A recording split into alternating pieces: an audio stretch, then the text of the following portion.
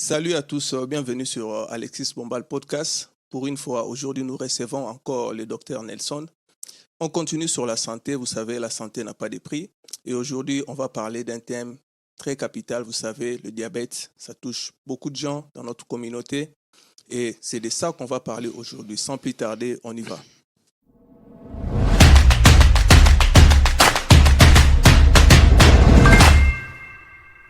Bonjour, docteur. Bonjour Alexis Bombal. Comment vous allez? Non, je vais bien, merci. Aujourd'hui, vous allez nous parler d'une maladie qui frappe un peu beaucoup de gens dans notre communauté, le diabète. Et avant de commencer, comment la vie, comment avancent les activités et tout? Non, les activités avancent très bien. Mhm. C'est à la routine des États-Unis. On est là, on tient bon. Je te remercie encore pour avoir pensé à moi Mhm. pour la seconde fois pour venir parler de la santé sur ta chaîne. Vraiment, je suis très ravi de revenir sur ce plateau pour parler de la santé. Ah, ok. Alors, sans plus tarder déjà, qu'est-ce qu'on doit attendre par le diabète? On a toujours eu à écouter les gens parler du diabète, Mhm. mais nous avons beaucoup de confusion et nous n'arrivons pas vraiment à comprendre ce qu'est le diabète. Mm. Alors, avec toi, nous allons essayer de détailler un peu la survenue du diabète, comment cela arrive. Mm. Le diabète, c'est quoi? Le diabète sucré. Quelles sont les complications du diabète? Comment on peut savoir que la personne est diabétique? Mm. Comment dépister le diabète? Et c'est ce qui est trop idéal pour nous sur cet entretien. Voilà ce que nous allons parler par rapport au diabète. Déjà, ma première question, c'est de savoir, ça vient d'où? Pour qu'une personne constate qu'il est diabétique, ça vient d'où, le diabète? Ah, là, c'est par rapport à la cause du diabète. Mhm. Le diabète, c'est un problème trop complexe, très, très complexe. Je pense avant que nous puissions entamer la cause du diabète, ce que nous appelons l'étiologie du diabète, il serait idéal que je parle d'abord de l'épidémiologie pour faire montrer aux gens l'impact du diabète dans le monde. C'est quoi l'épidémiologie? L'épidémiologie, c'est comment l'évolution du diabète dans la population, comment ça évolue. Ok. Donc, le diabète, c'est un grand problème de la santé publique. Un grand problème de la santé publique, le diabète. Pourquoi un grand problème de la santé publique? Parce que l'impact économique du diabète est très, très sérieux. Et puis, quand je parle de l'impact économique, tu verras que si la personne est diabétique, il va dépenser de l'argent en vie. Parce qu'il va acheter de l'insuline chaque jour. Alors, il doit avoir de l'argent. Donc, l'économie est bousculée. À part l'impact économique, la mortalité, soit la morbidité liée au diabète est très élevée. C'est pourquoi, donc, c'est-à-dire les gens meurent beaucoup à cause du diabète. C'est pourquoi ça pose un grand problème à la santé publique. Alors, tu verras que en 1985, au monde, nous avions 30 millions de diabétiques au monde. En 1985. Alors, arrivé à 2000, le chiffre avait augmenté. En 2000, on arrive à 170 millions de cas de diabète. Donc, des cas de diabétiques au monde. Tu vois, de 85 à 2000, tu vois comment est-ce que le chiffre augmente. 30 rapidement. millions à 170 millions au monde.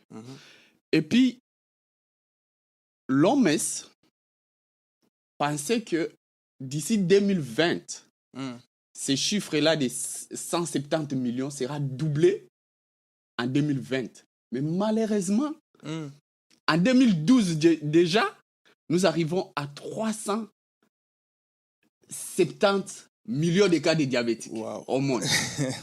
Donc, ce que l'OMS avait pensé, c'était vraiment contraire de la réalité. Et il croyait qu'en 2020, les cas de diabète seront doublés par rapport aux chiffres trouvés à 2000. Mais déjà à 2012, les chiffres étaient doublés. Maintenant, aujourd'hui, en 2023, nous sommes autour de 500 millions, 300 et quelques cas du diabète au monde. Voilà comment est-ce que le diabète évolue. Donc, c'est un grand problème, un problème sérieux, un problème que nous devons vraiment prendre ça en considération. Et tu sais, la population mondiale, dans le monde, nous sommes combien, les humains dans le monde? La population mondiale est autour de 8 milliards. Alors, si tu prends 500 millions, 536, autour de 536 millions de cas de diabétiques aujourd'hui, et tu évalues ça par rapport à la population mondiale, tu vois que nous nageons autour de 8% de la population mondiale qui est diabétique. Tu vois, parce que nous sommes à 8 milliards. Et on a 500 millions et quelques personnes diabétiques. Donc, nous nageons autour de 8% de la population mondiale est diabétique. Et puis, la manière à laquelle les choses évoluent, je crois que à bientôt, on sera autour de 10%, soit d'ici 2040, on pourra être autour de 1 milliard de diabétiques au monde. Donc, l'évolution est très, très, très... C'est pourquoi les gens doivent prendre ce problème au sérieux. Mais docteur, quand vous venez de donner en termes de statistiques et tout, mais revenons un peu au début. Ça commence, où est-ce que ça vient, ces problèmes-là de diabète? Et déjà, par définition, comme je disais, c'est quoi le diabète? Voilà. Le diabète, parlons d'abord du mot diabète. Étymologiquement, diabète vient du mot grec diabète, qui signifie passer au travers. C'est ça, diabète. Alors, qu'est-ce qui passe au travers? C'est le sucre qui passe au travers. Le sucre passe au travers. Au travers quoi? Au travers le filtre rénal. Quand tu t'en souviens encore, nous avons parlé la fois passée de l'insuffisance rénale. On a eu à détailler le néphron. On avait dit il y a un filtre. Normalement, dans ce filtre, le sucre ne peut pas passer. Mais quand le sucre commence à passer au travers ces filtres, c'est-à-dire le taux du sucre dans le sang est augmenté. C'est ce qui prouve que le sucre passe. Donc, le fait de passer, c'est ça d'abord le diabète. Donc, ce passage-là du sucre... Le sucre. Pourquoi le sucre passe? Parce qu'il y a un taux élevé du sucre dans le sang. Passer des travers là déjà. Voilà. Alors, c'est pourquoi le diabète, c'est un état caractérisé par une élévation, soit un état caractérisé par une hyperglycémie chronique, relevant des problèmes exogènes, soit endogènes, qui agissent d'une manière commune. C'est ça le diabète. C'est-à-dire une augmentation du taux du sucre dans le sang qui est chronique. Donc le taux du sucre dans le sang est élevé. Alors c'est ça, le diabète sucré. Mais nous n'allons pas beaucoup parler d'une autre sorte de diabète. Il y a des sortes de diabète. Je ne dis pas des types de diabète, je dis des sortes de diabète. Il y a des diabètes sucrés. ce que nous allons parler, c'est que les gens parlent souvent, mais il y a aussi un diabète que le diabète insipide. Rapidement, c'est quoi la différence? Voilà. Le diabète sucré, c'est juste le problème du sucre. Lié au sucre. Le taux de sucre est élevé dans le sang. Ce que nous appelons la glycémie, c'est-à-dire le sucre dans le sang, la glycémie. L'hyperglycémie, c'est-à-dire ce sucre dans le sang est élevé par rapport à la valeur normale. Nous aurons le temps à détailler.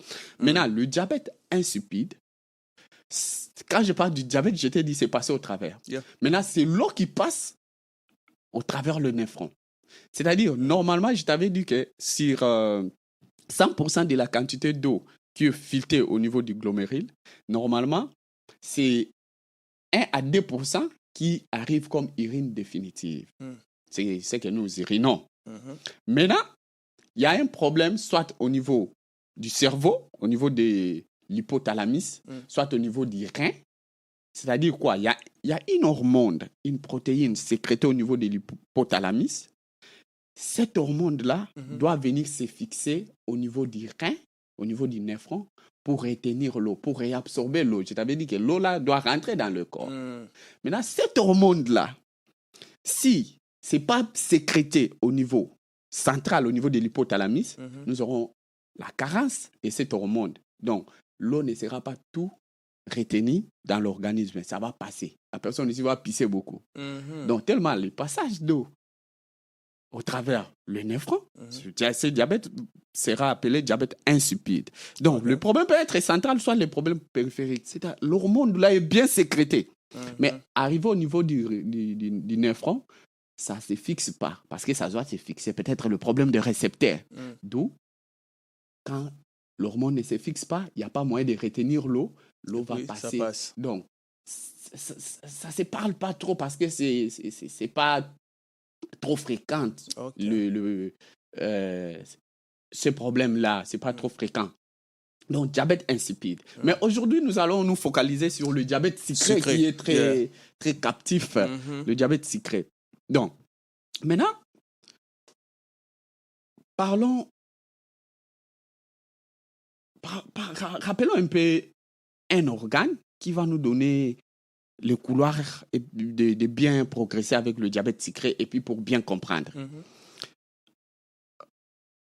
Il y a une glande qui se trouve derrière l'estomac, le pancréas. Tu as déjà les gens parlent du pancréas. Donc, le pancréas, c'est une glande qui joue des rôles. Donc, nous appelons une glande endocrine et elle est mixte, cette glande-là, c'est-à-dire elle joue le rôle endocrine et exocrine. Cela veut dire endocrine, ça signifie que la glande sécrète ses contenus dans le sang. Mais elle a aussi une fonction exocrine, c'est-à-dire le pancréas déverse ses sécrétions dans la lumière plutôt du tube digestif. Donc exocrine, c'est-à-dire il déverse les contenus dans le tube digestif, endocrine dans le sang. Maintenant, le pancréas, sur 100% de sa fonction, seulement 2% qui a la partie endocrine, c'est-à-dire la quantité des hormones qui est déversée dans le sang. Mais 98% c'est exocrine. Au moment où la partie endocrine est très importante. Très importante plutôt. Donc, cette partie endocrine du pancréas sécrète quelques hormones très importantes. Il y a cette partie, nous appelons ça l'îlot de Langerhans, et on a des cellules. Ces cellules, nous avons des cellules basophiles, soit des cellules bêta des îlots de Langerhans qui sécrètent de l'insuline. Alors, il y a aussi les cellules alpha-acidophiles, soit alpha des îlots de Langerhans qui sécrètent les glycagon. Il y a des cellules delta, des cellules, mais nous allons beaucoup parler des cellules epsilon, nous allons parler plus de alpha et bêta. Donc, bêta, j'ai dit, sécrète de l'insuline. Alors, l'insuline, là, a comme rôle dans l'organisme de diminuer le taux de sucre. dans le sang. Alors, quand ça diminue le taux de sucre dans le sang, c'est-à-dire il prend le sucre qui circule dans le sang et fait entrer ça dans le cellule. Tu vois, non? Alors, c'est-à-dire s'il y a un problème de cette glande, soit s'il y a un problème de sécrétion de l'insuline, c'est-à-dire le sucre ne sera pas introduit dans le cellule. D'où il y aura une augmentation du taux de sucre dans le sang. Exactement. Alors, les glycagons, c'est une hormone. Maintenant, le glycagon, lui, il produit du sucre. Il intervient dans la production du sucre. Donc, dans l'organisme, Dieu a eu quand même le temps de mettre toutes les fonctions en balance. C'est-à-dire, l'autre produit du sucre, l'autre balance, l'autre élimine du sucre. Et donc, c'est toujours comme ça. Donc, l'équilibre. Cet équilibre-là, si c'est pas normal, alors il y a un problème. Il y a un problème. Donc, c'est ça, l'insuline que nous sécrétons dans l'organisme. Alors, comment on peut dépister que la personne est diabétique? On prélève le sang. On fait un prélèvement du sang et on dose les taux du sucre dans le sang. Donc, si vous ne dosez pas les taux du sucre dans le sang, vous ne saurez pas que vous êtes diabétique, soit vous êtes normal, sans diabète. Alors, si on dose le sucre dans le sang et que votre taux de sucre tourne autour de 1 gramme par litre, là, c'est le taux normal. Il y a d'autres... 1 gramme par litre, c'est le taux normal. Le taux normal. Il y a d'autres ouvrages qui disent la valeur normale, c'est 60 à 99 mg par décilitre. Milligrammes par décilitre, on peut dire soit 0,6 à 0,99 grammes par décilitre. Donc, c'est juste les unités qui changent. Donc, quand vous êtes dans cette fourchette, donc votre taux de sucre est normal. Maintenant,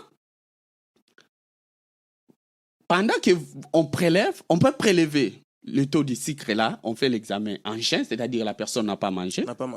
Parce que tu sais que quand nous mangeons, il y a de l'énergie, il y a du sucre, et tout. Donc, le taux de sucre dans le sang varie par rapport à nos activités, par rapport à ce que nous mangeons.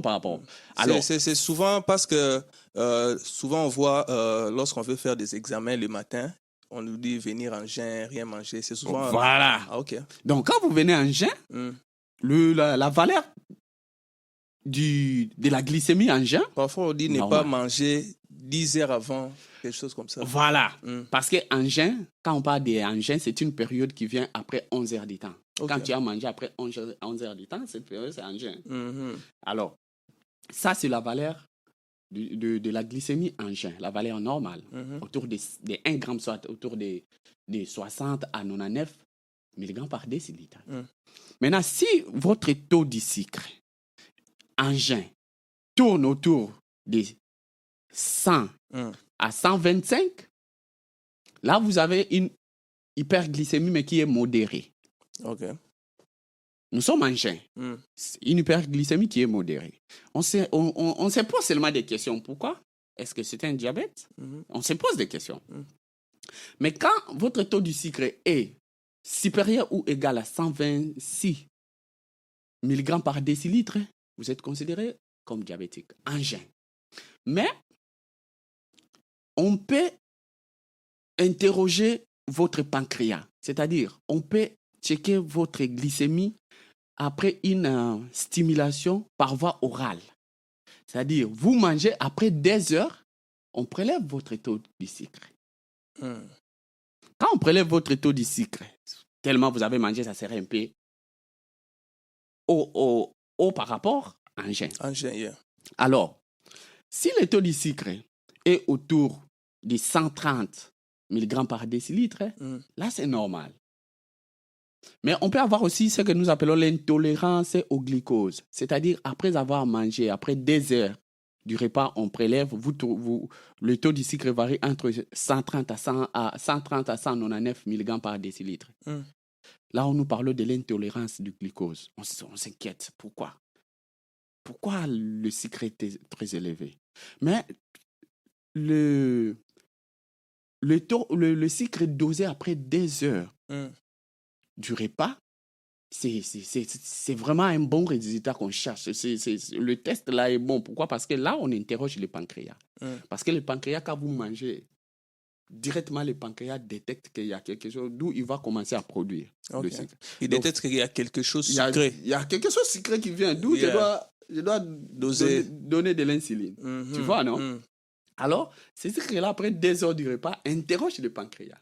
Mais en jeûne, c'est plus le pancréas, mais ça interroge le foie. C'est pourquoi il est recommandé de checker surtout les taux du sucre après 2 heures après le repas. Tu vois? Mais on peut faire aussi un test là casuel, donc le glycémie à hasard.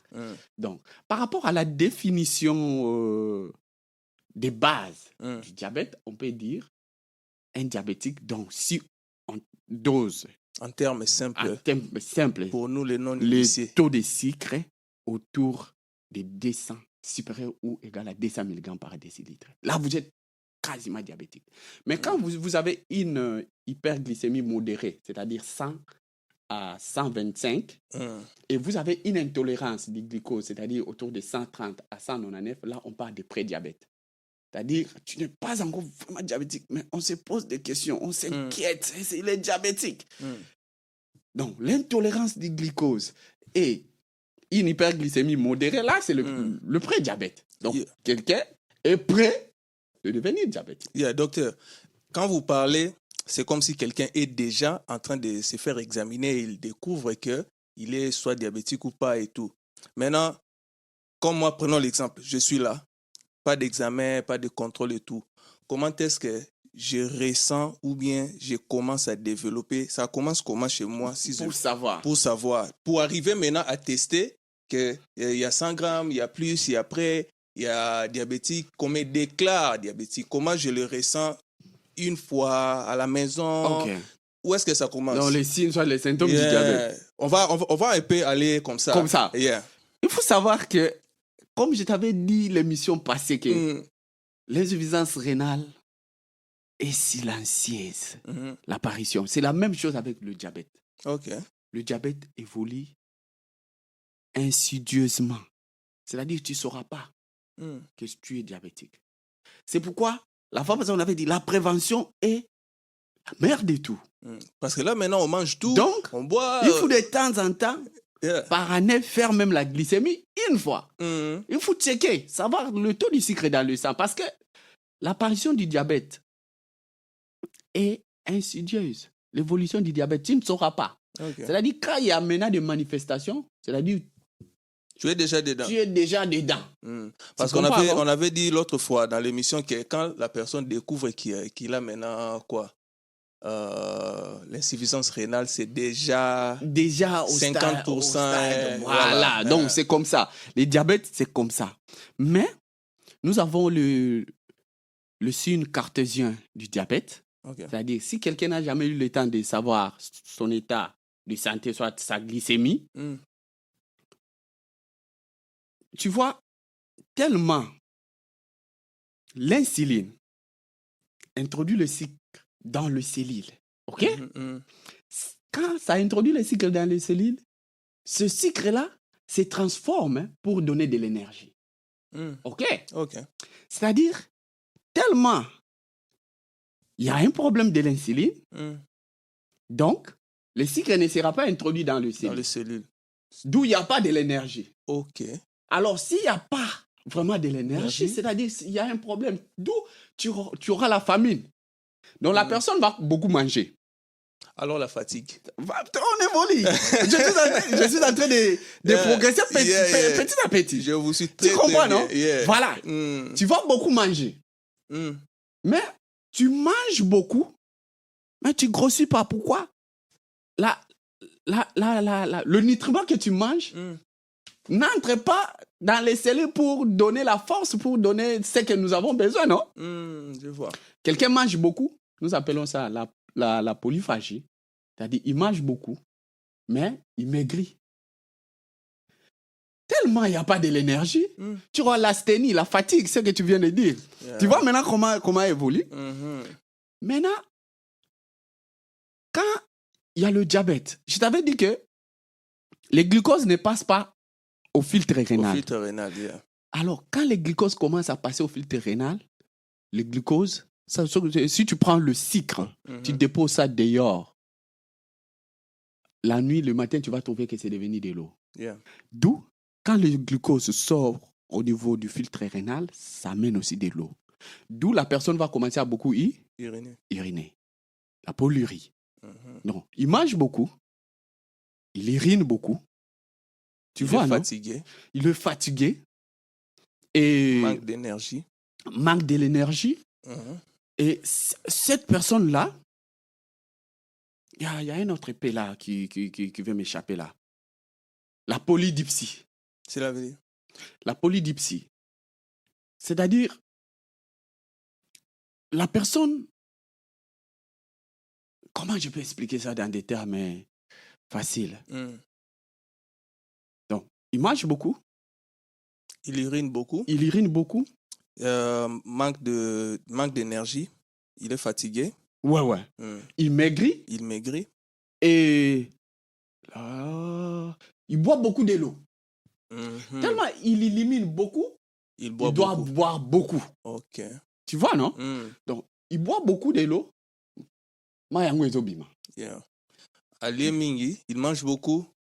Il n'y a pas... Asthénie toujours, amaigrissement. Donc, il va commencer à maigrir. Il va se sentir fatigué.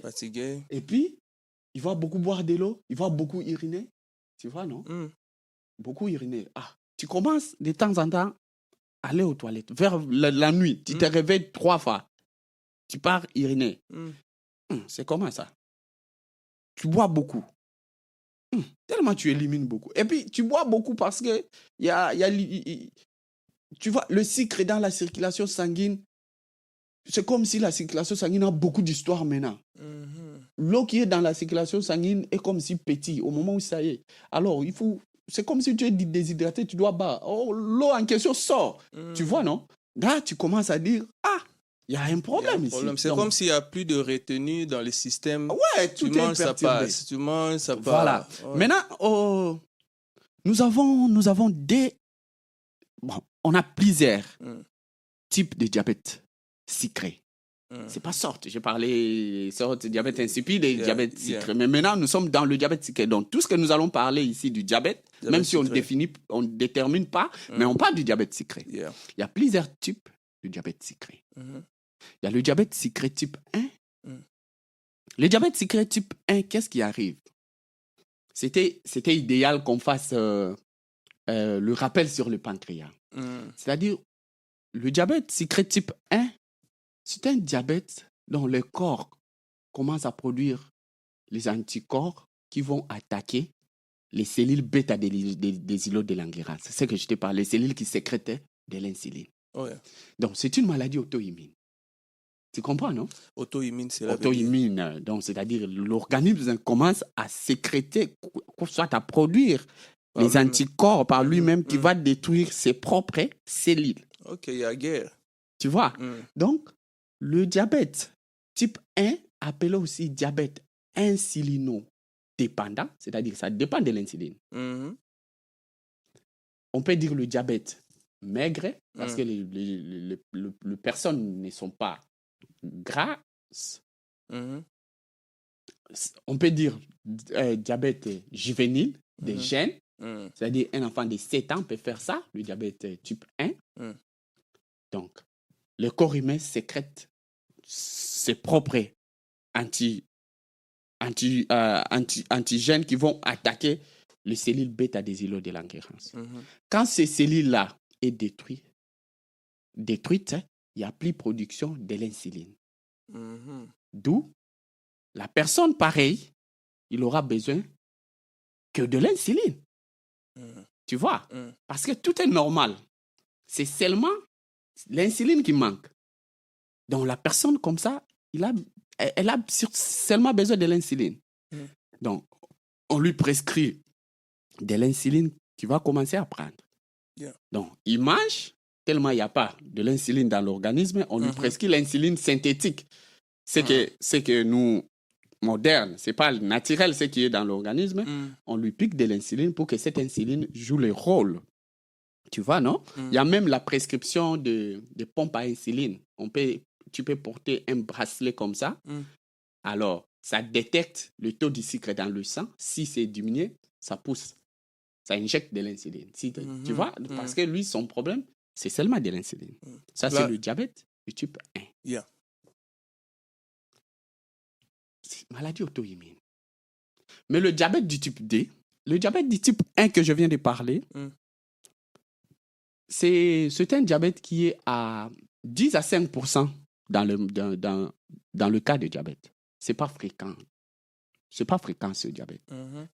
Donc, 90 à 95% du cas de diabète, c'est le diabète du type D. Donc, nous avons parlé du diabète du type 1 et le diabète du type D. Qu'est-ce qui arrive maintenant, le diabète du type D? Diabète du type D, appelé aussi diabète non insulinodépendant, c'est-à-dire, type 1, il n'y avait pas de l'insuline. Mais le diabète du type D, c'est non insulinodépendant, soit diabète gras, c'est-à-dire le diabète des gens obèses. Okay. Tu vois? C'est le diabète du type D.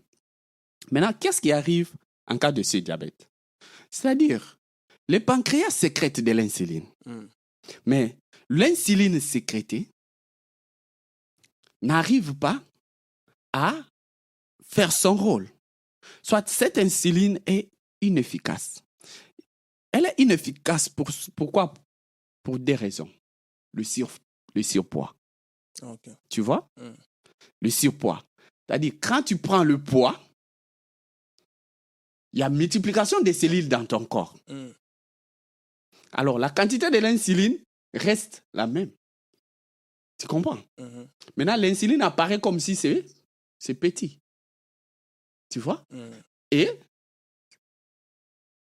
la personne a beaucoup de cellules. Tu vois? Les sucres n'arrivent pas à être introduits dans le cellule. Donc, le surpoids. Donc, tu comprends que dans des personnes pareilles, nous n'avons pas le problème de l'insuline seulement, mais ici, c'est le problème d'abord du surpoids. Ok. Est-ce qu'on peut dire que toutes les personnes qui ont du surpoids, ils sont exposés de faire le diabète? Ils sont exposés ou bien ils sont, comment je fais, par défaut, bien sûr, diabétiques et tout? Ils sont prêts à faire le diabète si ils ne gèrent pas le poids. Donc, quelle que soit l'histoire du diabète familial ou pas, mais d'abord, si tu es obèse, tu es prêt à faire le diabète. Tu vois? Donc, dans ces problèmes du diabète du type 2, la personne a quand même de l'insuline. Mais l'insuline apparaît petite. Soit, il peut y avoir un problème de la résistance à l'insuline, ce que nous appelons l'insulino-résistant. C'est-à-dire, quand l'insuline est sécrétée, le pancréas remarque qu'il y a beaucoup de taux de sucre dans le sang. Je dois produire de l'insuline, beaucoup de l'insuline. Mais au moment où l'insuline avant d'introduire le sucre dans la cellule, l'insuline doit se fixer.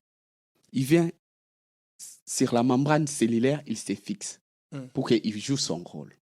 C'est-à-dire, quand il se fixe sur les récepteurs. Alors, le pancréas sécrète beaucoup de l'insuline parce qu'il trouve qu'il y a une charge là-bas. Mais les récepteurs de l'insuline sur les cellules, le nombre est déterminé. Tu comprends? Maintenant, c'est une petite quantité seulement de l'insuline qui est fixée au niveau des cellules. Il produit beaucoup de l'insuline, mais cette insuline-là reste parce qu'il n'y a pas le récepteur pour se fixer. Exactement. D'où cette insuline ne va pas jouer. Donc, tu verras qu'il y a aussi de l'insuline, mais cette insuline ne sait pas jouer le rôle. Pourquoi? Parce qu'il n'y a pas de récepteurs. Les récepteurs sont saturés. C'est ce que nous appelons les down regulation en médecine. Tu vois? Donc, l'insuline, le pancréas a remarqué que, il y a le taux du sucre. Je sécrète, mais il y a toujours, ça demande. Il produit. Mais là où ça doit se fixer, d'où on parle de l'hyperinsulinisme. Alors, cette insuline-là, qui reste comme ça, doit chercher où se fixer. Maintenant, quand ça se fixe sur autre récepteur qui est leur récepteur qui est la tyrosine kinase, ça va se fixer sur d'autres récepteurs et ça va jouer d'autres rôles. C'est ça même la base des complications. Maintenant, ça produit d'autres effets. La base, c'est la base même des complications. L'insuline qui était bien pour l'organisme, ça commence à jouer. Donc l'insuline n'a pas été utilisée pour son rôle. Voilà. Et il va se fixer, il va commencer à jouer d'autres rôles. C'est là la suite même de cancer chez les diabétiques. C'est là la suite des problèmes cardiovasculaires chez les diabétiques. Donc, ça va entraîner des complications.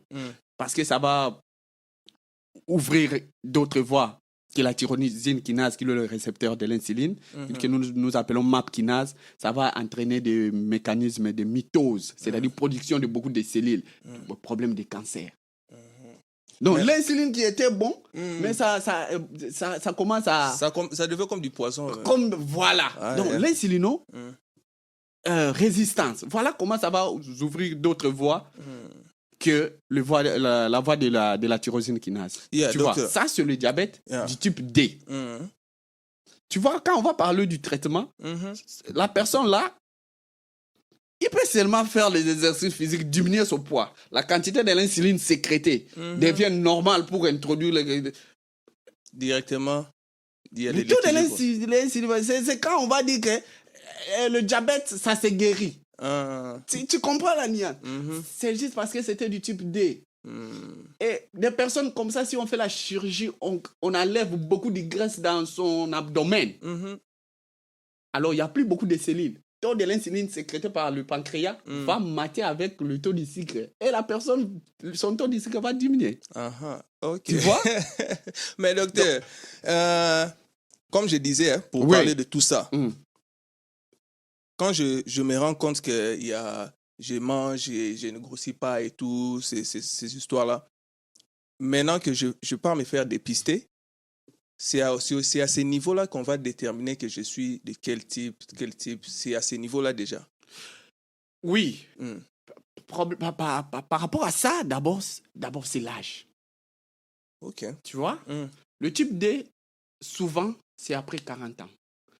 Mais il y a des jeunes qui font des types D. Ils viennent obèses. Moi, il fait des types D. Et le type 1, même un bébé de moins de 6 mois peut faire un diabète. Le diabète néonatal. Tu vois? Donc, si tu as d'autres types de diabète, prenons par exemple le diabète mitochondrial. Il y a beaucoup de sortes de types de diabète.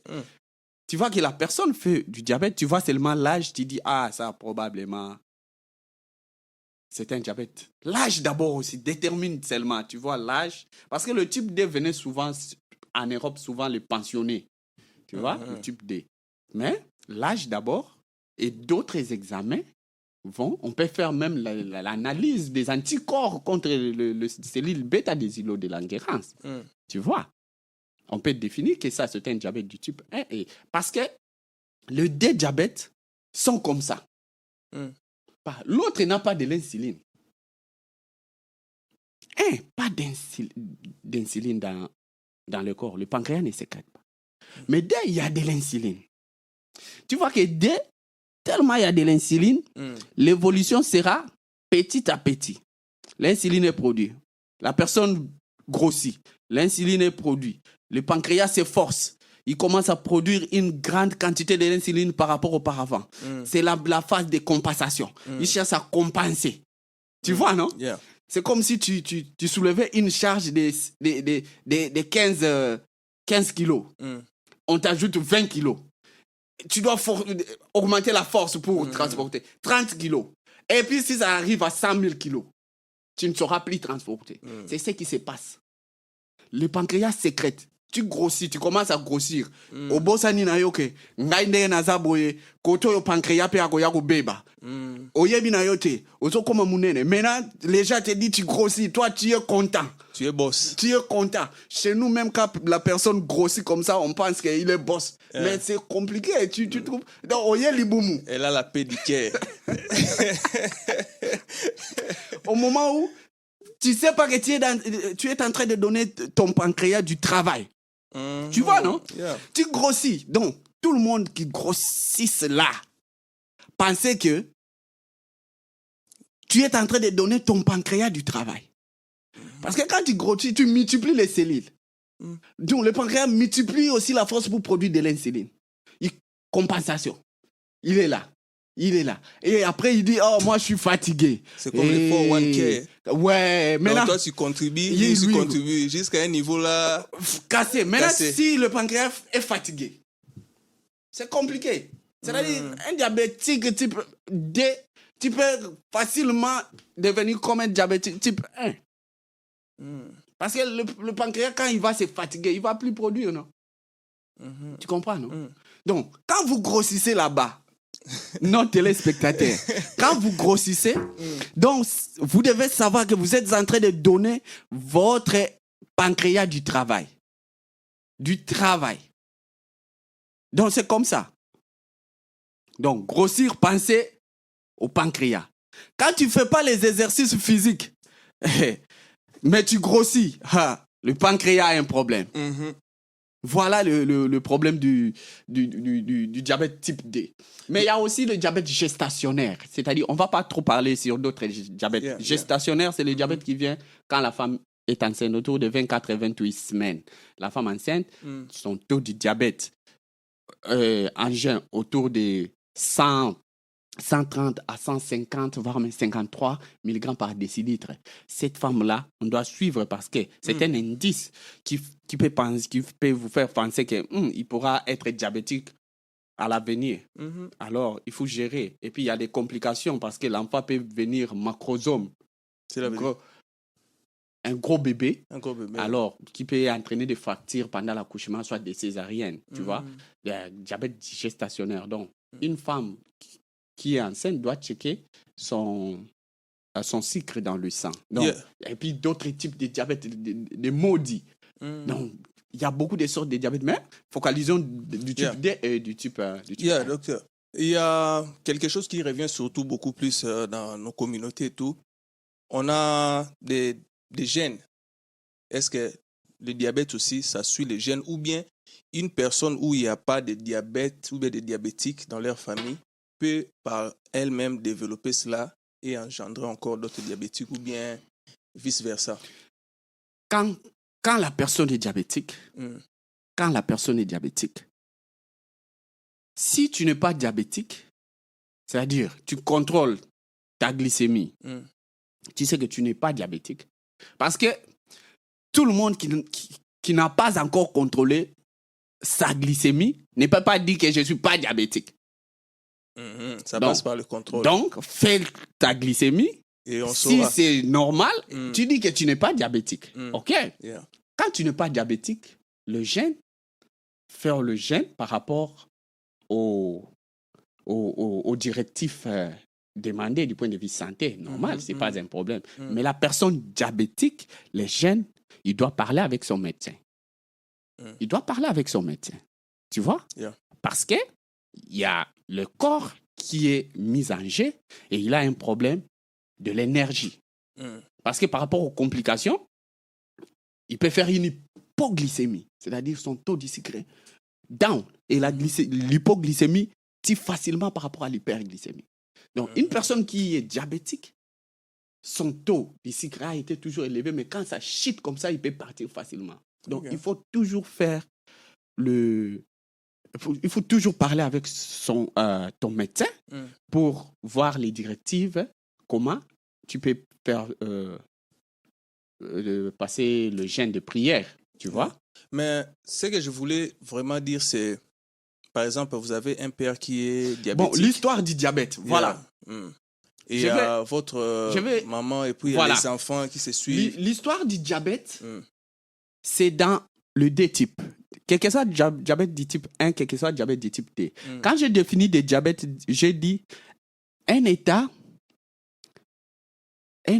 caractérisé par une hyperglycémie chronique relevant des problèmes exogènes et endogènes, relevant les problèmes exogènes et endogènes qui travaillent d'une manière commune. C'est-à-dire, les problèmes endogènes, c'est le problème qui est héréditaire. OK? Yeah. Exogène, c'est les problèmes de l'environnement. Alors, je vais donner un exemple. Si vous avez une lignée de diabétiques en famille, tu vois, non? Diabète, prenons par exemple du type 1. C'est-à-dire, les parents transmettent la maladie. Génétiquement. Génétiquement, ils transmettent la maladie. Tu vois? Du type 1, les anticorps contre les cellules bêta des îlots de Langerhans du type 1 que nous avons parlé. C'est-à-dire, l'enfant peut développer ça facilement parce qu'il y en a.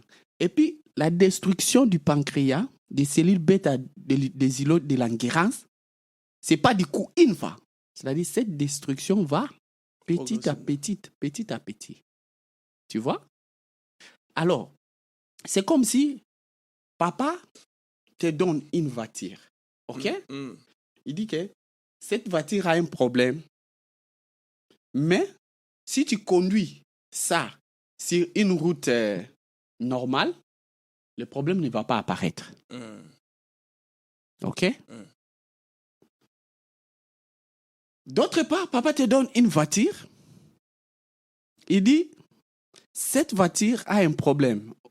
Au fur et à mesure que tu conduis un jour ça posera un problème. C'est ça. Donc, le diabète du type 1, on t'a donné la maladie plutôt. Conduire sur la bonne route, soit sur une route sablonneuse, ce n'est pas un problème. Tu as la maladie, tu vas développer le diabète facilement. Mais le diabète du type 2, oui, vous pouvez avoir un problème du diabète en famille, mais papa t'a donné la voiture. C'est seulement quand tu conduis sur une mauvaise route que le problème va arriver. C'est ça le diabète du type 1. Tu as des gènes, mais si tu ne deviens pas obèse, donc l'obésité là, c'est comme si tu as conduit avec force sur une route sablonneuse. Environnement, problème exogène. C'est-à-dire, moi j'ai mes gènes du diabète, mais je ne suis pas obèse. J'évite de devenir obèse. Vous êtes discipliné. Je suis discipliné. Vous contrôlez. Et je ne vais pas développer le diabète. Probablement, ça ne va pas. Mais il y en Mais a. si il y en a. Donc, il y en a là-bas. Donc, si vous avez une histoire de diabète dans la famille et que vous contrôlez, vous pouvez vous échapper à ça. C'est pourquoi l'environnement, le problème exogène doit matcher avec le problème endogène. C'est-à-dire, les problèmes environnementaux doivent venir se fixer. Ça se mêle pour que tu développes le diabète. Si l'environnement n'intervient pas, tu es épargné. Mais le diabète de type 1, même l'endogène, là, seulement, lui, il est exposé de faire le diabète. Tu comprends? Yeah. Voilà comment on peut prévenir le diabète du type 2 en se contrôlant. Alors, disons par rapport aux complications. La majorité des diabètes du type D, ça apparaît quand il y a la complication. Parce que la personne ne sait pas. La personne ne fait pas les analyses biologiques. Pas de contrôle. Un jour seulement, il peut commencer à beaucoup uriner comme ça, mais il s'en fout. Un jour, ça va apparaître brusque. Et c'est comme, prenons par exemple un problème cardiaque, là, infarctus du myocarde chez les diabétiques. C'est un fractus silencieux, c'est-à-dire la personne n'a pas le douleur, mais brusquement comme ça, il tombe. Non, le diabète, complication du diabète, le diabète complique de la tête jusqu'aux pieds. Tu vois, je t'ai dit, l'insuline commence à ouvrir d'autres voies, d'autres résidus que la tyrosine kinase, son récepteur. Ça commence à produire des cellules autres. Et le sucre, seulement ça va commencer à se déposer aussi, petit à petit, dans le vaisseau. Parce que le sucre, c'est comme si tu mets de l'eau et tu mets du sable. Tu verras que le sable va arriver au fond, l'eau reste. C'est comme ça, non? Le sucre évolue dans le sang, mais c'est beaucoup. Ça va commencer à stagner, et ça commence à donner des complications cardio-métaboliques. Tu vois, il y a des complications métaboliques aiguës. C'est-à-dire, tellement tu as un problème de sucre, tu peux faire une hypoglycémie. C'est-à-dire, tu ne manges pas, le sucre est dans le sang, mais ce n'est pas dans le cellules, le taux de sucre augmente. Peut augmenter, évoluer, mais brusquement comme ça, tu prends de l'insuline. Et peut-être tu n'as pas mangé. Brusquement, le sucre diminue et tu pars. L'hypoglycémie tue plus que même l'hyperglycémie. Donc, il y a une hypoglycémie qui peut venir. Donc, le taux de sucre dans le sang diminue et la personne peut partir facilement. Il y a aussi l'hyperglycémie. La majorité des cas, surtout des diabètes sucrés type D, arrivent dans les comas hyperglycémiques. C'est-à-dire le taux de sucre est augmenté dans le sang et tu es parti. Yeah, docteur. Maintenant, quand on se retrouve maintenant diagnostiqué, on a le diabète et tout. Qu'est-ce que le diabète peut, jusqu'où le diabète peut nous amener? On sait bien que ça peut nous amener à la mort. Maintenant, qu'est-ce que ça produit en termes de maladies? Ça développe quoi? Beaucoup de maladies. Les diabètes. C'est une porte à plusieurs... maladies. Plusieurs maladies. C'est ça, on parle de complications. Tu vois, quand j'ai parlé du rôle de l'insuline, tu vois, quand tu es obèse, tellement il n'y a pas de l'énergie je vais revenir à ta question. Il n'y a pas de l'énergie dans le cellule. Le corps humain lui-même, il va commencer à chercher à épuiser de l'énergie.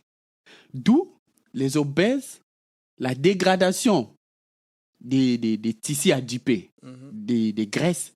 Quand les graisses sont dégradées, les graisses donnent aussi de l'énergie. Donc le corps va chercher même à trouver de l'énergie même dans les cellules adipeuses, les graisses. Parce que les graisses là, quand ça dégrade, ça donne de l'énergie. Mais pendant que la graisse là donne de l'énergie, il y a une étape là que les cellules de la graisse devient acétate. Acétate a le pouvoir de se transformer encore en sucre. Il cherche à dégrader parce qu'il n'a pas de l'énergie. C'est pas seulement les sucres qui donnent de l'énergie dans le corps. Même les tissus adipés, la graisse. Laisse-moi, tellement les sucres n'entrent pas dans la cellule, laisse-moi chercher le cellule graisseuse pour que je dégrade, pour que j'ai de l'énergie. Pendant qu'il sécrète, il dégrade les cellules adipeuses, les cellules adipeuses ont le pouvoir encore de donner du sucre. Et pendant cette dégradation des cellules adipeuses, ça produit beaucoup de déchets. Nous appelons ça les corps cétoniques. Et ces déchets font quoi? Ces déchets amènent des dégâts dans l'organisme, les dégâts. Les corps cétoniques. C'est pourquoi... Comme quoi, par exemple? Dans le coma. C'est-à-dire, ça va arriver au niveau cérébral, tu peux tomber coma. Alors, c'est pourquoi tu vas entendre, on parle de coma hyperglycémique, coma acétosique. C'est-à-dire... Mais l'insuline, là, joue un rôle pour contrer la dégradation des cellules adipeuses. Il a aussi un rôle. C'est-à-dire, il bloque la production des corps cétoniques, l'insuline. Tu vois, non? Parce que la lipolyse, dégradation des cellules adipeuses, là, l'insuline bloque ça pour ne pas produire les corps cétoniques. Tu vois? Donc, les complications, c'est très, très, très, très compliqué, très grave par rapport au diabète. J'ai parlé des complications aiguë métabolique, ce qui peut arriver brusque, Yeah. hyperglycémie, les comas hyperglycémiques, soit un coma hypoglycémique. Mais il y a des complications dégénératives, c'est qu'on peut parler. Prenons par exemple, la personne aura une rétinopathie diabétique, c'est-à-dire au niveau des yeux, la personne ne voit plus bien. Tu vois? Il faut faire le fond d'œil pour détecter ça. Donc tu vois un diabétique qui ne voit pas bien, une rétinopathie diabétique. Tu vois? Donc, tu vois qu'en cas quand tu as des signes là, le corps ne va pas bien, il faut aller faire les examens. Il y a même des complications de caries dentaires au niveau des dents, complications partout. Donc ça touche tout le corps. Partout, les diabètes, le cœur, trop exposé, cardiovasculaire. Tu peux faire des insuffisances cardiaques, des angines de la poitrine, trop, et les reins. On a parlé du rein, diabète, le rein. Tu vois, les sucres se déposent au filtre rénal. Il y a aussi l'autre voie que j'ai parlé, la MAP kinase, multiplication mitose, cellules se produit. Le cancer, beaucoup de complications avec maintenant, quand la personne se retrouve maintenant en train de souffrir de cette maladie et tout, quel est l'accompagnement pour équilibrer? Mais en cas du type 1, le comportement qu'on doit prendre. En cas du type 1, on prescrit de l'insuline. La personne prend de l'insuline. Parce que lui, il a seulement problème de l'insuline. Tu vois, non? Il prend de l'insuline. Et puis, par rapport à cette insuline, tu vois que lui, il a besoin seulement de l'insuline. Tu vois, non? Est-ce que c'est une question qui se pose beaucoup même chez les diabétiques, les spécialistes en diabétologie. Est-ce que la personne qui a le diabète du type 1 a un problème de régime alimentaire? Est-ce qu'il doit contrôler le sucre? Le sucre qu'il mange? Il y a quand même une nuance. Tellement lui, il n'est pas obèse. Il a seulement un problème de l'insuline. Il peut manger le repas normal. C'est-à-dire, comme tout le monde. Tout le monde a les repas équilibrés. Ce n'est pas un désordre. Les repas équilibrés. La restriction du sucre n'est pas du tout exigée. Mais il ne faut pas exagérer avec le sucre parce que quand tu prends du sucre, tu dois avoir de l'insuline. Au moment où si tu prends trop de sucre, et que tu auras aussi beaucoup de l'insuline que tu vas demander. Maintenant, quel genre de sucre que vous parlez? Je veux parler. Non, la personne normale, la personne diabète du type D peut manger le sucre que nous mangeons, mais équilibré. Parce que normalement, il est recommandé à un homme de prendre par jour 60 grammes de sucre par jour. 60 grammes. Homme, femme, c'est 50 grammes de sucre par jour. Où est-ce qu'on le trouve? Le sucre, c'est seulement du sucre qu'on met dans le... Ce que je parle, c'est le sucre rapide, ce que nous voyons. Ce que nous mangeons. Le sucre que nous voyons. On appelle ça le sucre rapide. La dégradation de ce sucre, c'est rapide. Donc, nous sommes obligés de manger 60 grammes, nous hommes, femmes, 50. C'est-à-dire, il faut contrôler bien le sucre que nous mangeons. Donc, la personne diabétique du type 1 peut manger, mais tellement il a seulement un problème de l'insuline, il va prendre de l'insuline et l'insuline va introduire le sucre dans le cellule. Tu vois, lui, il n'a pas de problème. Mais il ne peut pas exagérer parce que quand il exagère avec le sucre, il va nécessiter beaucoup de l'insuline. Car l'insuline aussi a un effet, ça grossit. L'insuline aussi fait grossir. Tu vois qu'on va tourner en rond. Donc, ce n'est pas parce que tu as seulement besoin de l'insuline, tu peux manger en désordre parce que tu auras ton insuline. Au moment où l'insuline aussi grossisse. Tu vois? Donc, il mange un régime alimentaire équilibré. Il fait ses exercices physiques. Il est dans le normal. Maintenant, chez nous, là, les exercices physiques, là... Oui, il faut faire les exercices physiques. Maintenant, le diabétique type D, lui, on a deux problèmes. On a problème de l'insuline, soit pas du tout de l'insuline, mais de médicaments, et on a problème de l'exercice physique et du régime alimentaire. Tu vois, chez les obèses, le diabète du type D, nous devons chercher à diminuer le poids. Tu dois faire tout pour diminuer le poids. Parce que c'est le poids qui est à la base. Quand tu diminues le poids, le diabète P, c'est contrôlé. Le taux de sucre dans le sang peut diminuer, tu deviens dans le normal. Et on dira qu'il est guéri du diabète, mais tu n'es pas vraiment du tout guéri. Parce que si tu prends le poids, ça va retourner. Tu vois, non? Alors, à part ça, l'exercice physique. Faire l'exercice physique, marcher, faire les exercices physiques. Quand tu te sens que tu es épuisé, tu laisses. Tu vois, non? Fais les exercices physiques. Parce qu'il a été démontré que les exercices physiques diminuent le taux du sucre dans le sang. Donc, les exercices physiques, très importants. Donc, nous devons faire les exercices physiques. Et à diabète du type 2, on prescrit les exercices physiques d'abord. Et le régime alimentaire. Donc, contrôler le sucre. Diabète type D, lui, il faut éviter les sucres rapides. C'est-à-dire, sur les plaquettes, les étiquettes que nous achetons, vous allez voir, on écrit sucre ajouté. Donc, ne basez pas seulement au sucre. Tu verras, on a écrit le sucre ajouté.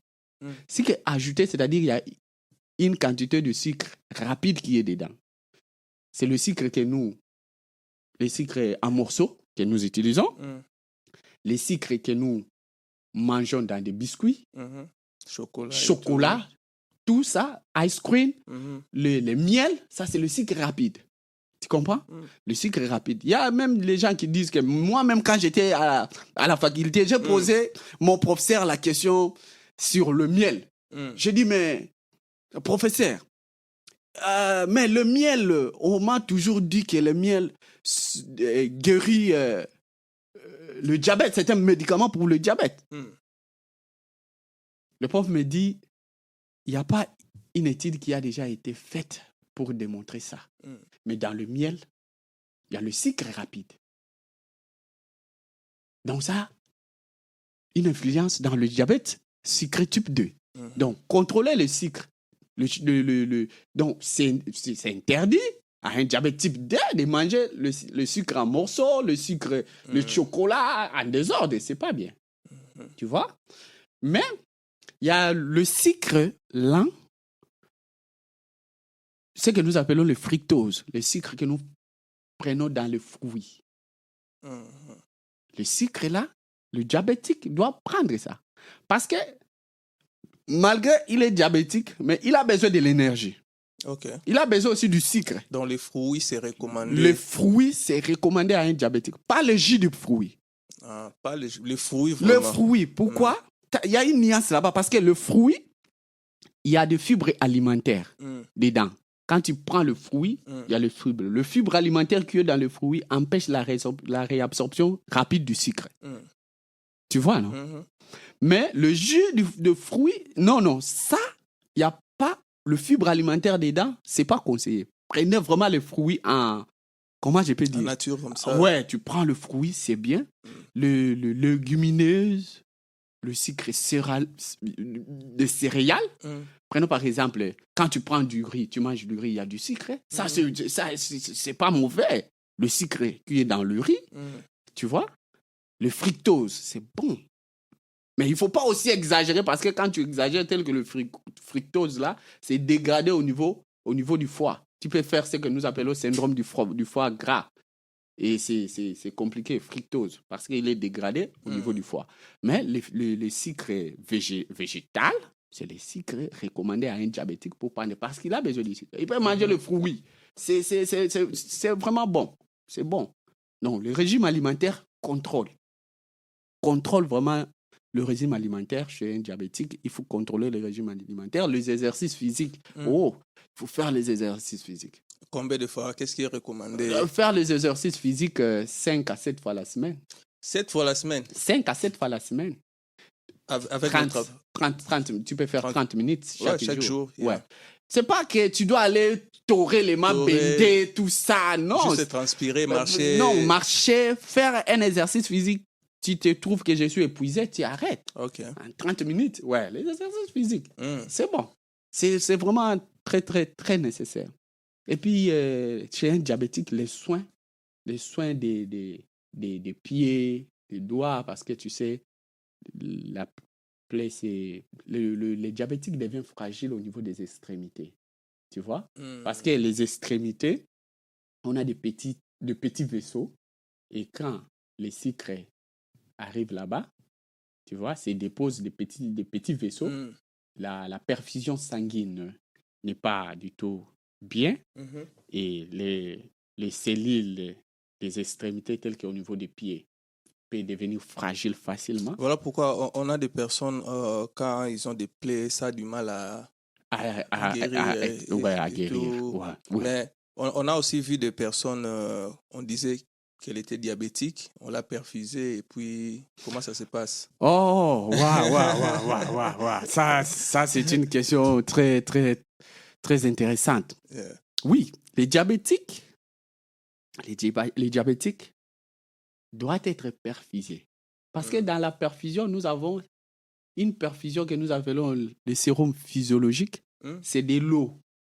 De l'eau que nous... De l'eau physiologique qui est travaillée pour, comment je peux dire, additionner de l'eau de l'organisme. Tu vois?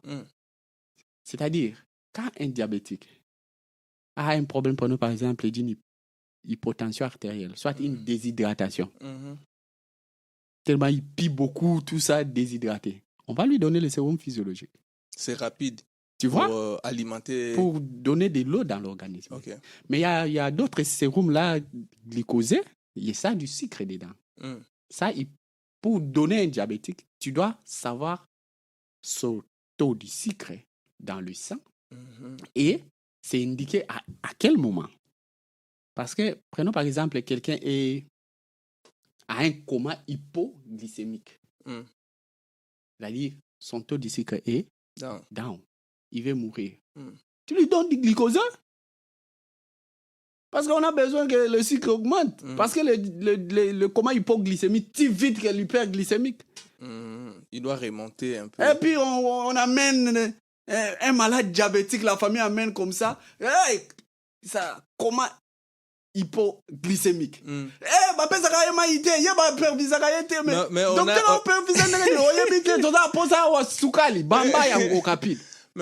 a des cas comme ça d'ailleurs, plusieurs. Chaque année, on reçoit des messages pareils que Aza diabétique. Donc,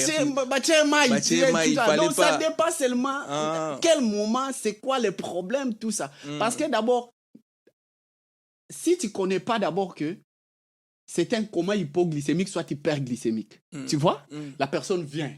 Tellement coma hypoglycémique tue beaucoup. Donne-lui d'abord du sucre. Parce que le sucre, ça monte, ça ne tue pas vite que le sucre est down. Donc, s'il est dans le coma hyperglycémique, rien ne va changer. Tu as donné du sucre, mais rien, ça change. Son sucre va augmenter encore. Mais ça ne va pas directement l'amener à la mort.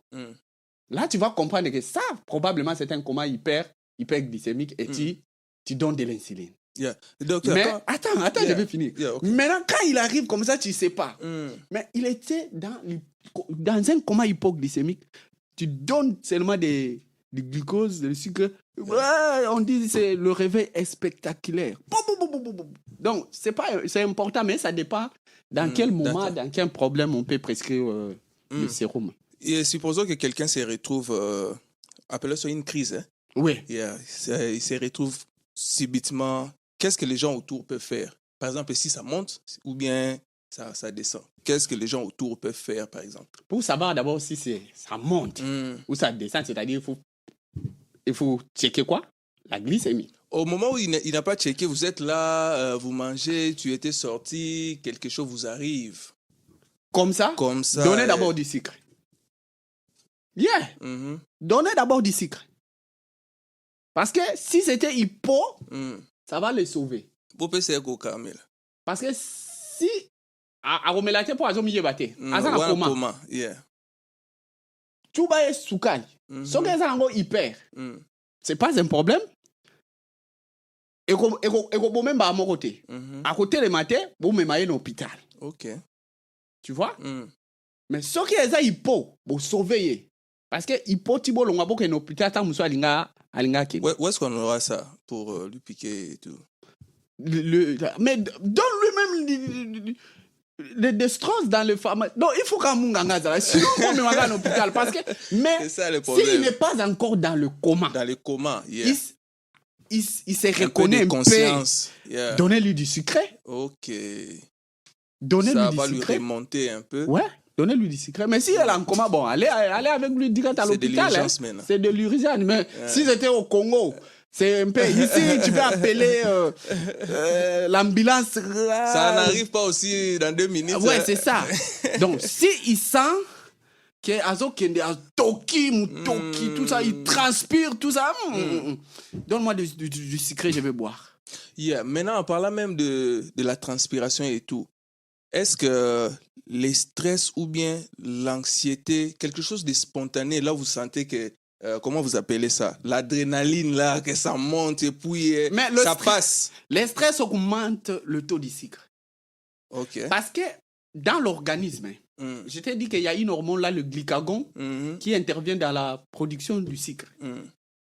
Et l'insuline, lui, il diminue le taux de sucre dans le sang. Mais le grand problème, c'est un peu compliqué. L'insuline qui réduit le taux de sucre dans le sang, elle est celle hormone qui joue ce rôle. Mais les hormones qui augmentent le taux de sucre, il y a le glycagon, il y a les glycocorticoïdes, il y a même l'hormone de croissance. C'est-à-dire, si une hormone de l'autre côté a un problème, il y aura une compensation. Mais de l'autre côté, si l'insuline est partie, l'équilibre est parti. C'est compliqué. Et maintenant, si tu vois le pancréas, c'est 2% de sa partie, 2% des cellules du pancréas qui a le rôle de donner quelque chose de délicat, mais mouqué. Tu vois, non? Donc, maintenant, le stress, c'est à éviter. Parce que le stress chronique, la personne peut faire le diabète. Parce qu'il y aura la dégradation de catécholamine. La catécholamine intervient. Le glycocorticoïde produit du sucre. Donc, le stress peut déséquilibrer d'abord le taux de la glycémie dans le sang. Ça va augmenter. C'est pour cela, après le stress, la personne se sent un peu fatiguée et tout. Ça consomme aussi de l'énergie. Et puis là, c'est très rapide. C'est dans le stress, quelques minutes comme ça. Le stress, c'est à éviter. C'est à éviter. C'est comment je dirais? C'est difficile pour éviter le stress, que cela n'arrive pas. Oh, sorry. À 0% vraiment. Mais nous devons savoir comment surmonter le stress. Overcome. Yeah. En faisant quoi? Comme vous avez dit, sport. On doit surmonter le stress. Tu vois? Parce qu'on ne peut pas mettre une barrière que le stress ne vient pas. Ça ne sera pas possible. Mais on peut surmonter le stress. Parce que ça va venir toujours. Surtout dans ces pays, le stress viendra. Et il faut chercher à surmonter. Quand le problème arrive, tu sais que ce problème, j'aurai la solution par rapport à ça. S'en foutait. C'est-à-dire, la seule chose qui reste, c'est de trouver la solution. Tellement la solution sera trouvée, alors tu te stresses encore pourquoi? Devenir dans d'autres cas un peu mafou. Devant les problèmes stressants. Tu vois, non? Tu sais très bien que c'était un problème qui est arrivé, mais ça va partir toujours. Il y aura toujours une solution. Et puis peut-être tu n'es pas la première personne à surmontes ça. Yeah. Tu as le stress, va faire les exercices physiques. Qui m'attend mon bang. Suis la musique. Détente. Cherche à se détendre. Surtout dans ces pays, il y a beaucoup de stress. Beaucoup. Alors, nous devons chercher à surmonter le stress. Il faut surmonter le stress. Le stress a un impact dans le diabète. Il faut éviter le stress. Yeah. Maintenant, comme nous arrivons un peu à la fin, et puis, maintenant, comme conseil pour une personne comme moi, qui n'est pas diabétique. OK. Et puis, vous allez aussi donner un conseil pour ceux qui sont déjà dépistés. Oui, comme ceux qui sont diabétiques. Yeah. OK. Pour une personne qui n'est pas diabétique, ils doivent contrôler ce qu'ils mangent.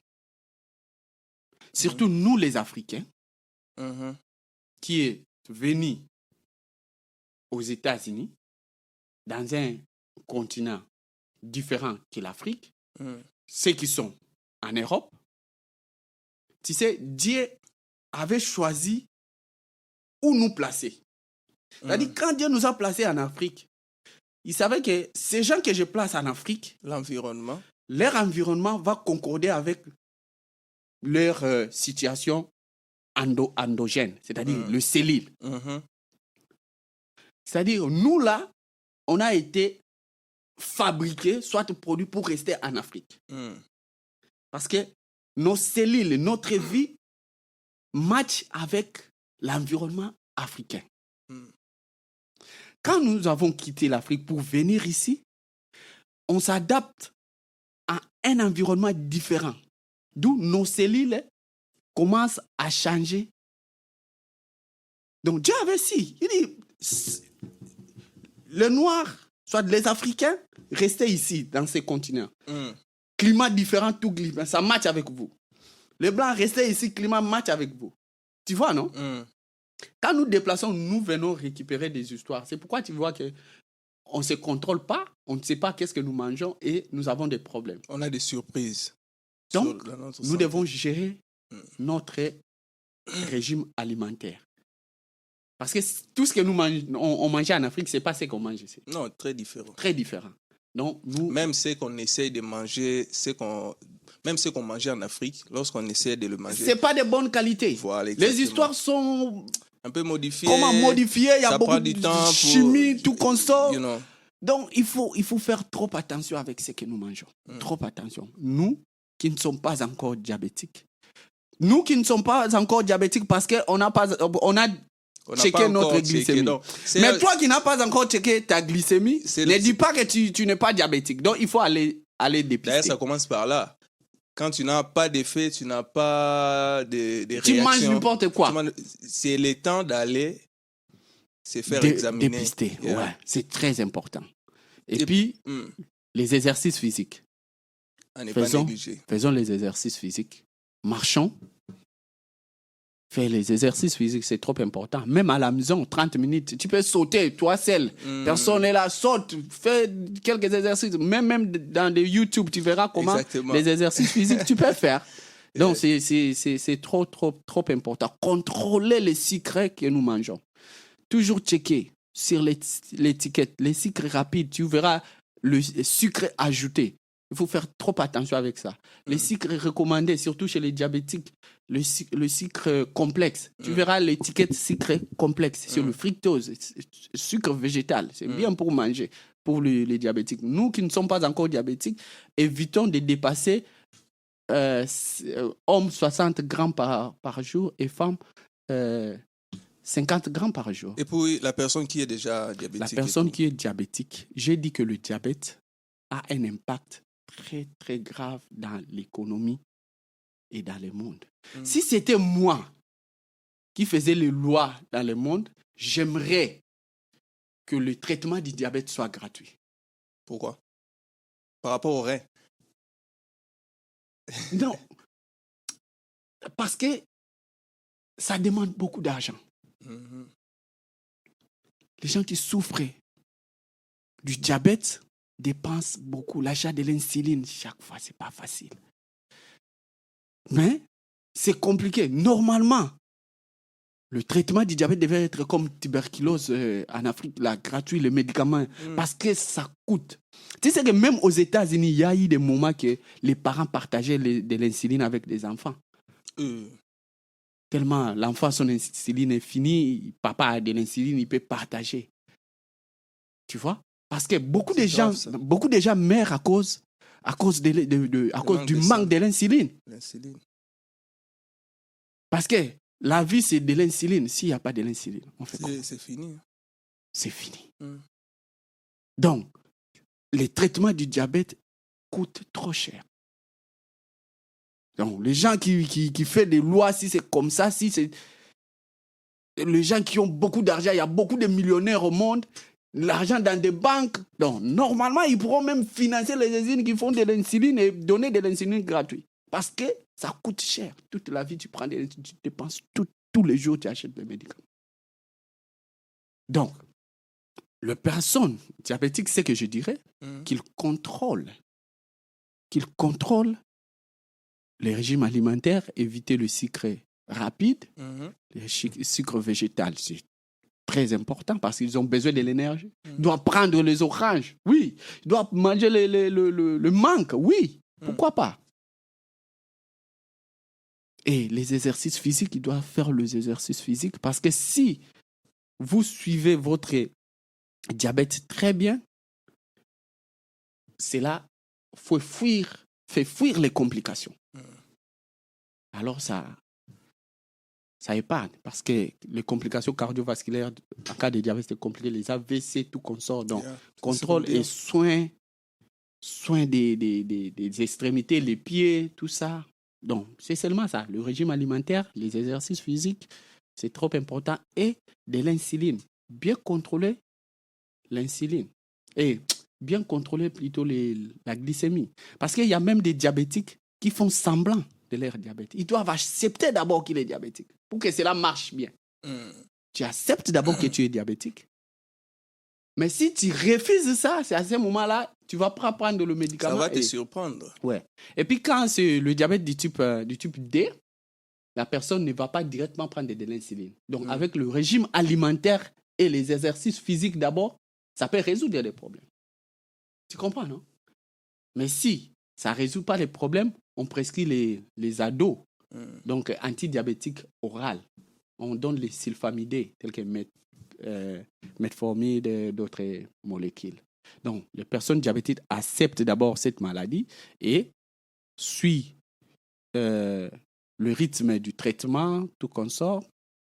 Donc, c'est juste ça. J'allais oublier un point là. Donc, quand vous faites le dépistage, on peut checker un examen qu'on fait, l'hémoglobine glyquée. L'hémoglobine glyquée est trop importante pour savoir comment le diabétique évolue à une durée de 3 mois. OK. Parce que tellement il y a beaucoup de sucre dans l'organisme, le sucre va se fixer sur le globule rouge, sur l'hémoglobine. Et quand le sucre se fixe sur l'hémoglobine, si vous checkez, vous faites seulement l'hémoglobine glyquée, vous verrez que tellement le globule rouge plutôt a une durée de vie de 3 mois et facilement, ça peut vous donner l'idée comment l'évolution du diabète dans les 3 mois. Et l'hémoglobine glyquée, là, si un diabétique, c'est un aventurier, il ne prend pas le médicament, il ne sait pas bien suivre son diabète, avec l'hémoglobine glyquée, vous pouvez facilement détecter. Parce qu'ils ont des carnets, tout ça. Donc, suivi, les diabétiques suivis. Trop important. Donc, en tout cas, merci beaucoup, docteur. Je sais que c'est très vaste. C'est trop vaste. Voilà. La médecine, c'est trop vaste. Donc, ce que nous donnons, c'est le peu que nous avons maîtrisé. Donc, ce qu'on peut demander, c'est aller vous faire dépister. Ouais. Allez checker. Même si vous ne ressentez rien, c'est toujours important de checker sa situation. Et on ne vous dit pas que prenez ça actuellement parce que vous avez suivi les podcasts et tout, non. Consultez votre médecin, c'est lui qui va vous dire quelle orientation. Et on s'est dit à la prochaine, je ne sais pas, prochainement on va parler de quoi? On va chercher, je ne sais pas. Il y en a beaucoup. Il y en a beaucoup et trop important toujours. Okay. On pourra parler de maladies mentales. Maladies mentales parce qu'il y a beaucoup de gens, ils ont, comment je peux dire, condamné les gens qu'il était parti chercher les fétiches, la magie au moment où c'est normal. Beaucoup de gens pensent que la maladie mentale, c'est d'origine toujours, comment on dit, spirituelle. Et je pense que dans tout ce qui est mental, là, on va prendre même 3 épisodes pour essayer pour essayer de parler. On va parler de la généralité d'abord, et puis on va prendre des cas. On peut aller au détail. Vraiment, c'est ce que nous pouvons souhaiter. Et je demande à nos téléspectateurs de suivre de temps en temps, comment je vais dire, de vous abonner sur la chaîne de YouTube de Alex Bombal, c'est trop important. C'est que je remarque, tu vois, les chaînes à laquelle on parle des histoires moins importantes, des bêtises, les gens s'abonnent facilement et tu verras de vie, il y a beaucoup des abonnés, mais là où on parle des histoires normales, les gens négligent. C'est comme ça. Donc, un antagonisme est trop compliqué avec le monde actuel. Donc, abonnez-vous et donnez-nous vos suggestions et dans vos commentaires, on peut savoir comment contribuer. Donc, on peut contribuer ensemble parce que ce que nous parlons, c'est pas automatiquement que ça reste comme ça. Nous avons besoin de vos feedbacks, ça va nous aider. Merci beaucoup, mon cher Alex Bombal. Merci beaucoup à vous aussi, docteur. Et à la prochaine vidéo. Ok, merci, mon cher. Merci.